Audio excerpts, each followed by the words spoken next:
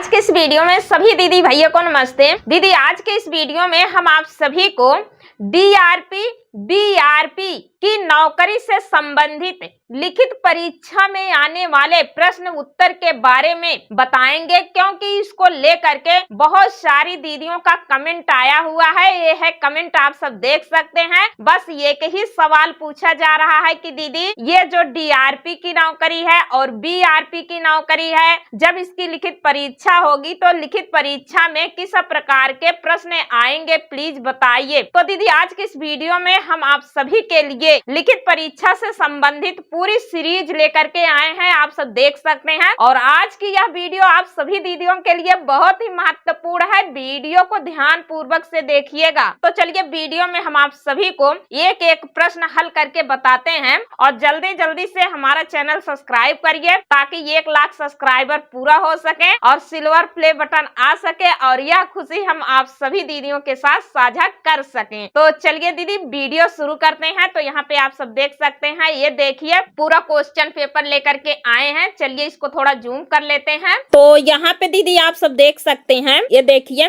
Section A, प्रत्येक प्रश्न 1 अंक का होगा। 50 क्वेश्चन फ्रॉम दिस सेक्शन, यानी ये जितने भी प्रश्न उत्तर हैं सभी प्रश्न उत्तर 1 नंबर के हैं, और कुल जो है 50 क्वेश्चन फ्रॉम दिस सेक्शन में रहेगा। तो यहाँ पे देखिए पहला क्वेश्चन है, मिशन द्वारा रिवॉल्विंग फंड आरएफ किसे दिया जाता है? तो आरएफ का मतलब रिवॉल्विंग फंड जो 15,000 रुपया आता है समूह में, वह किसको दिया जाता है? तो यहाँ पे देखिए 4 ऑप्शन है, A B C D. A VO, B CLF, C SHG, D इनमें से किसी को नहीं। तो इसमें आपका सही ऑप्शन हो जाएगा सी, आरएफ फंड जो है एसएचजी को ही दिया जाता है, यानी स्वयं सहायता समूह को। अगला प्रश्न है 2 नंबर, प्रेरणा में स्वास्थ्य पोषण और स्वच्छता संबंधित गतिविधियों का संचालन किस स्तर पर किया जाता है? तो यहाँ पे देखिए 4 ऑप्शन है, तो इसमें डी नंबर सही हो जाएगा आपका।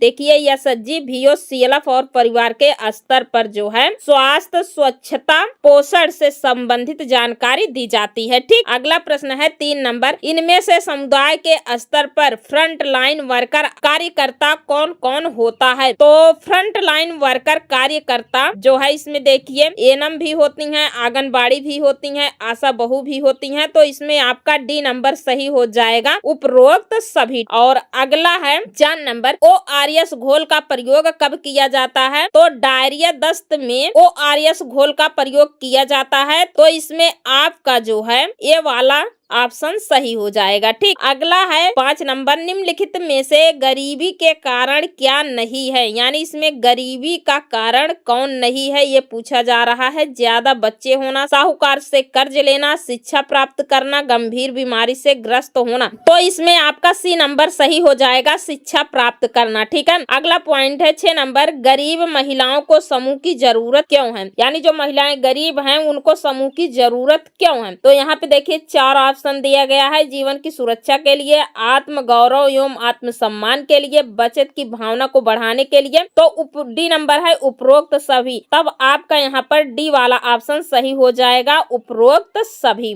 अगला प्रश्न है 6 नंबर, एक ग्राम संगठन में कुल कितने एसएचजी हो सकते हैं? यानी पूछा जा रहा है एक ग्राम संगठन में कुल कितने समूह जुड़ सकते हैं? तो देखिए एक ग्राम संगठन में कम से कम 5, अधिक से अधिक 20 एसएचजी जुड़ते हैं। ठीक है, तो यहाँ पर आपका बी ऑप्शन सही हो जाएगा। और जहाँ पर ना समझ में आए कमेंट बॉक्स में बताइएगा। यहाँ पे देखिए समूह का स्टार्टअप उपकास्ट निम्नलिखित में से क्या है? यहाँ पे आपके समूह का स्टार्टअप फंड, जो स्टार्टअप फंड आता है वह पूछा जा रहा है कितना आता है? तो देखिए 2500 रुपया आता है, 1500 से लेकर के 2500 रुपया आता है। 9 नंबर है, वर्तमान में सामाजिक लामबंदी में कार्यरत सामुदायिक कैडर निम्नलिखित में से कौन है? तो लामबंदी कार्यरत सामुदायिक कैडर जो होती हैं ये समूह सखी ही होती हैं, इसमें आपका बी नंबर सही हो जाएगा। 10 नंबर है, नीचे दिए गए संख्याओं को घटाकर सही उत्तर चुने। तो देखिए यहाँ पर मैथ से भी रिलेटेड प्रश्न आपसे पूछा जाएगा। यहाँ पर घटाव है, ये संख्या ऊपर जो दिख रही है इन संख्याओं में से घटा के आपको लिखना है। जो संख्या सही हो, इसमें देखिए 4 ऑप्शन दिए गए हैं, उस पर आपको केवल टिक ही लगाना है, तो इसमें ये वाला ऑप्शन सही है। अगला है 12 नंबर, निम्नलिखित में से कौन सा भारत का सबसे बड़ी नदी है? तो जीके से भी रिलेटेड प्रश्न आएगा। तो भारत का सबसे बड़ी नदी जो है गंगा नदी है, तो बी वाला ऑप्शन आपका सही हो जाएगा। 13 नंबर, गरीबी से बाहर निकलने के लिए इनमें से क्या महत्वपूर्ण है? यहाँ पर भी 4 ऑप्शन दिया गया है, ए शिक्षा, बी स्वास्थ्य, सी रोजगार, डी इनमें से सभी। तो गरीबी से बाहर निकलने के लिए शिक्षा की भी जरूरत होती है, स्वास्थ्य भी अच्छा होना चाहिए, रोजगार की भी जरूरत होनी चाहिए, तो इसमें आपका डी ऑप्शन सही हो जाएगा, इनमें सभी। ठीक है। अगला प्रश्न है 14 नंबर, विश्व की सबसे ऊंची चोटी कौन सी है? तो विश्व की सबसे ऊंची चोटी जो है एवरेस्ट है, ये वाला ऑप्शन आपका सही हो जाएगा, इस पर टिक लगा दीजिएगा। अगला है 15 नंबर, संयुक्त राष्ट्र संघ के सतत विकास लक्ष्य कितने हैं? तो 17 है, सी नंबर आपका सही हो जाएगा। 16 नंबर है, CIF का पूर्ण रूप क्या है? CIF बोले तो सामुदायिक निवेश निधि, जो प्रत्येक समूह को 1,10,000 रुपया दिया जाता है, उसी को कहते हैं CIF। तो CIF का फुल फॉर्म पूछा जा रहा है, तो CIF का जो है पूर्ण रूप होगा आपका बी, कम्युनिटी इन्वेस्टमेंट फंड। ठीक है। 17 नंबर है, RF का पूर्ण रूप क्या होगा? RF का फुल फॉर्म पूछा जा रहा है, तो RF का फुल फॉर्म होता है रिवॉल्विंग फंड, तो आपका ए ऑप्शन सही हो जाएगा। ठीक दीदी। अगला है 18 नंबर, निम्नलिखित में से किस मंत्रालय से एनआरएलएम संबंधित है? अब देखिए यहाँ पर पूछा जा रहा है एनआरएलएम किस मंत्रालय से संबंधित है, तो जाहिर सी बात है ग्रामीण विकास मंत्रालय से संबंधित है, तो डी वाला ऑप्शन आपका सही हो जाएगा, इसको मत भूलिएगा, बहुत ही महत्वपूर्ण है। अगला देखिए, भारत के प्रथम राष्ट्रपति कौन है? ये भी प्रश्न बहुत ही महत्वपूर्ण है। तो भारत के प्रथम राष्ट्रपति जो थे राजेंद्र प्रसाद थे, ये वाला ऑप्शन आपका सही हो जाएगा। अब देखिए यहाँ मैथ से संबंधित प्रश्न आ गया। 20 नंबर, एक आदमी ने एक मोटरसाइकिल को 1 लाख में खरीदा और 10% के लाभ पे बेच दिया, उस आदमी ने कितने में मोटरसाइकिल बेचा? तो यहाँ पे आपको जो है प्रतिशत निकालना है। ठीक है, प्रतिशत निकालना है। यदि आप लोग प्रतिशत नहीं निकाल पाते हैं तो यूट्यूब पर बहुत सारी वीडियो हैं, वहां पर देख लीजिए प्रतिशत वगैरह कैसे निकाला जाता है। तो इसमें देखिए आपका ए वाला ऑप्शन सही हो जाएगा। ठीक है, 1,10,000। अगला है, सूर्य का प्रकाश निम्नलिखित में से कौन सा विटामिन प्रदान करता है? तो जाहिर सी बात है विटामिन डी ही प्रदान करता है, तो आपका डी ऑप्शन सही हो जाएगा। निम्नलिखित में से कौन सा ग्रह पृथ्वी के सबसे करीब है? तो पृथ्वी के करीब जो है मंगल ग्रह है, जाहिर सी बात है ये ऑप्शन आपका सही हो जाएगा। निम्नलिखित में से कौन समूह सखी बन सकता है? अब यहाँ पर पूछा जा रहा है कौन दीदी समूह सखी बन सकती हैं? तो समूह सखी वही दीदी बन सकती हैं जो स्वयं सहायता समूह की सदस्य होंगी, अन्य महिला तो बन नहीं सकती। तो इसमें देखिए 4 ऑप्शन है, पुरुष जो समूह का सदस्य है, जो समूह से जुड़ा ना हो, इनमें से कोई नहीं, तो जो समूह की सदस्य है वही दीदी बन सकती है, बी ऑप्शन आपका सही हो जाएगा। अगला प्रश्न है 24 नंबर, निम्नलिखित में से कौन सा काम समूह सखी का नहीं है? यहाँ पर पूछा जा रहा है कौन सा काम समूह सखी का नहीं है? तो इसमें देखिए ये समूह की साप्ताहिक बैठक करना, यह भी समूह सखी का काम है। बी, एसएचजी के बुक कीपर की ट्रेनिंग करना, यह भी समूह सखी का काम है। सी, समूह का गठन करना। डी, समूह के पंचसूत्र के पालन के लिए प्रोत्साहित करना, यह भी समूह सखी का कार्य है। तो इसमें से पूछा जा रहा है कौन सा काम समूह सखी का नहीं है? तो इसमें सी ऑप्शन आपका सही हो जाएगा। समूह का गठन करना समूह सखी का कार्य नहीं है, समूह गठन का कार्य CRP दीदी का होता है। ठीक, निम्नलिखित में से किन के साथ समूह बनाया जा सकता है? ये महिला प्रधान घर, वृद्ध, दिव्यांग, उपरोक्त सभी। तो इसमें डी ऑप्शन आपका सही हो जाएगा, उपरोक्त सभी। 26 नंबर है, विशेष समूह में न्यूनतम कितने सदस्य होना अनिवार्य है? तो विशेष समूह यहाँ पूछा जा रहा है। ठीक है, विशेष समूह पूछा जा रहा है, विशेष समूह जिसमें विकलांग वगैरह जुड़ते हैं। ठीक है, तो इसमें कम से कम 5 सदस्य का होना जरूरी है। अगर 5 सदस्य मिल जाएंगे तो इनका समूह बन जाएगा। 27 नंबर है, संकुल स्तरीय संघ में कितने पदाधिकारी होते हैं? तो संकुल स्तरीय संघ में 5 पदाधिकारी होते होते हैं, तो इसमें सी ऑप्शन आपका सही हो जाएगा। 5 यहाँ पे देखिए अगला है कार्यकारिणी समिति की बैठक महीने में कम से कम कितने बार अनिवार्य है। तो देखिए संकुल स्तरीय संघ की बैठक जो है इसमें पूछा जा रहा है महीने में कम से कम पूछा जा रहा है, तो कम से कम एक बार होना अनिवार्य है, तो इसमें पहला ऑप्शन आपका सही हो जाएगा। अगला प्रश्न है निम्नलिखित में से कौन सा ग्राम संगठन के अध्यक्ष का कार्य है। यहाँ पर ग्राम संगठन के अध्यक्ष का कार्य पूछा जा रहा है। ये ग्राम संगठन के कार्य योजना की निगरानी करना, बी ग्राम संगठन के दस्तावेजों की निगरानी करना, सी दस्तावेजों को नियमित अद्यतन करना,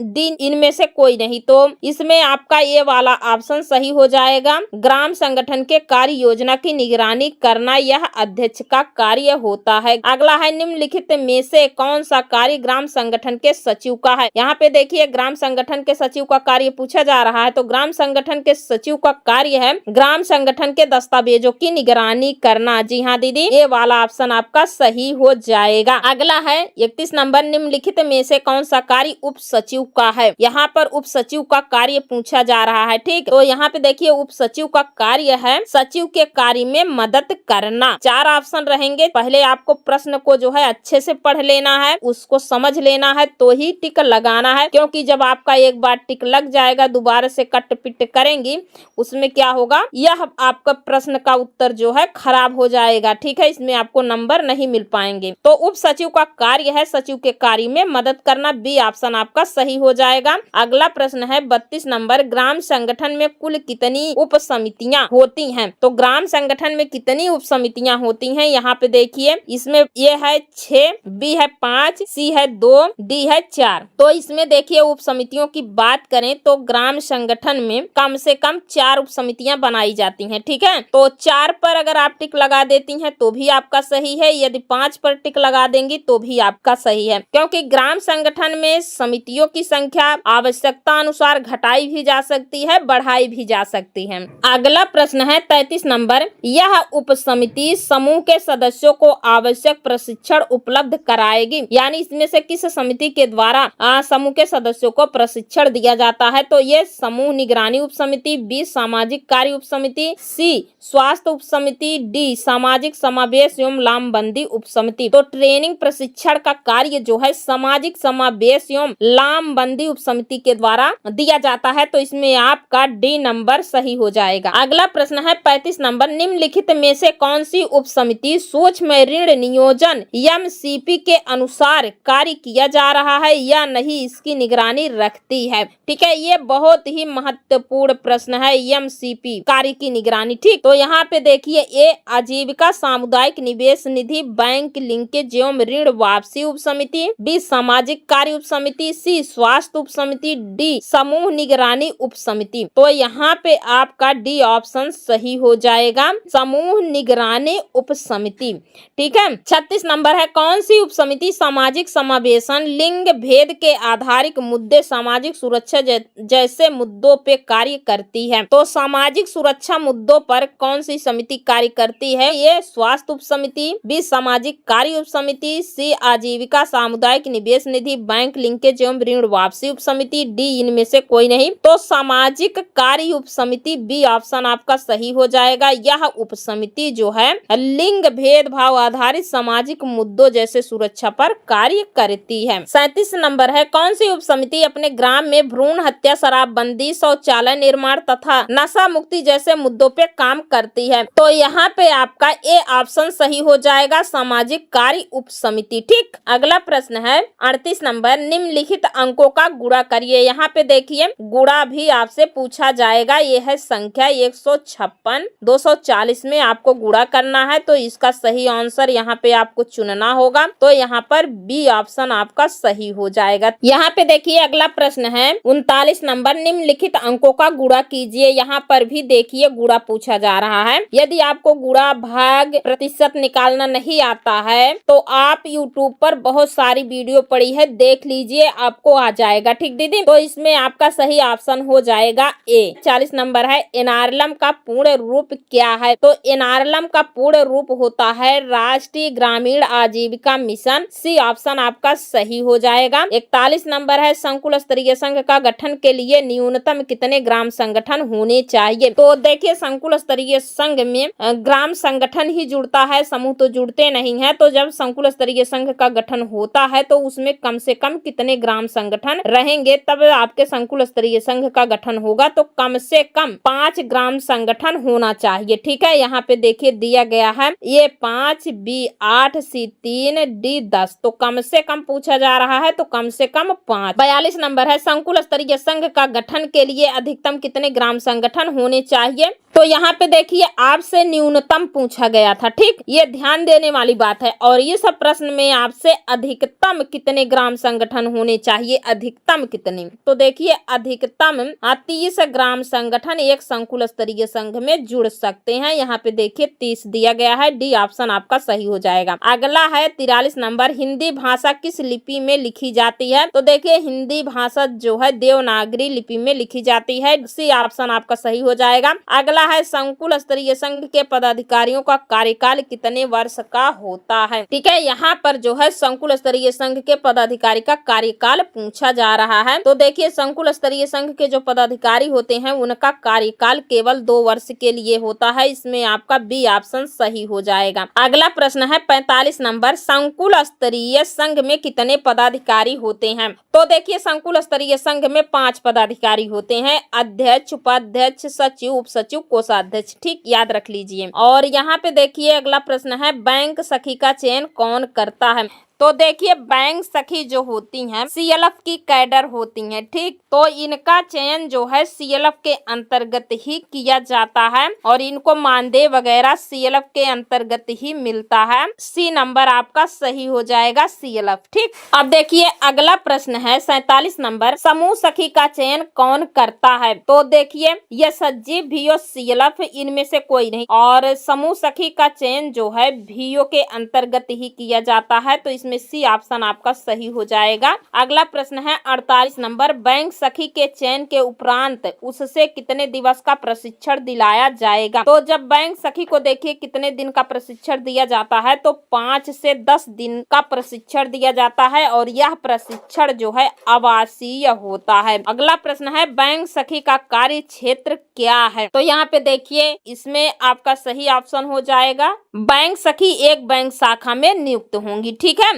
अगला प्रश्न है 50 नंबर, बैंक सखी कितने दिवस बैंक शाखा में कार्य करेंगी। तो बैंक सखी जो है 4 दिन बैंक शाखा में बैठेंगी। अगला प्रश्न है चयनित बैंक सखी कितने महीने प्रतिवीक्षा अवधि में कार्य करती हैं। तो प्रतिवीक्षा अवधि पूछा जा रहा है, तो 3 महीने। ठीक है, तो आपका यहाँ पर ए ऑप्शन सही हो जाएगा। अगला प्रश्न है 52 नंबर, पीडीएस का पूर्ण रूप क्या है। तो देखिए पीडीएस का पूर्ण रूप पब्लिक डिस्ट्रीब्यूशन सिस्टम, आपका बी ऑप्शन सही हो जाएगा। अगला प्रश्न है बीसी सखी का पूर्ण रूप क्या होता है। यहाँ पे देखिए बीसी सखी का जो है फुल फॉर्म पूछा जा रहा है। तो बीसी सखी का फुल फॉर्म होता है ब्लॉक कॉरेस्पोंडेंट सखी। तो यहाँ पर सी ऑप्शन आपका सही हो जाएगा। अगला प्रश्न है 54 नंबर, निम्नलिखित में से 5 सूत्र बताइए। तो यहाँ पे देखिए 4 ऑप्शन है, इसमें से आपको पंचसूत्रा चुनना है। कौन सा है? पंचसूत्रा। ठीक है, यहाँ पे देखिए लेखा जोखा, बी आंतरिक लेन देन, सी दोनों ए और बी, डी इनमें से कोई नहीं। तो देखिए यहाँ पे समझिए लेखा जोखा भी पंचसूत्रा में आता है, आंतरिक लेन देन भी पंचसूत्रा में आता है। तो इसमें से आपका सी ऑप्शन सही हो जाएगा, ए और बी। इस प्रकार से दिमाग लगा करके हल करिएगा। तो दीदी आज की यह वीडियो इसी के साथ समाप्त करते हैं। मिलते हैं अगले वीडियो में एक और नई सीरीज के साथ। तो आज की यह वीडियो आप सभी दीदियों को पसंद आई हो तो वीडियो को लाइक कर दीजिए। चैनल पर पहली बार आए हैं तो प्लीज चैनल को सब्सक्राइब कर लीजिए, ताकि इस प्रकार की नई से नई जानकारी आप सभी को बराबर अपने इस चैनल के माध्यम से मिलती रहे।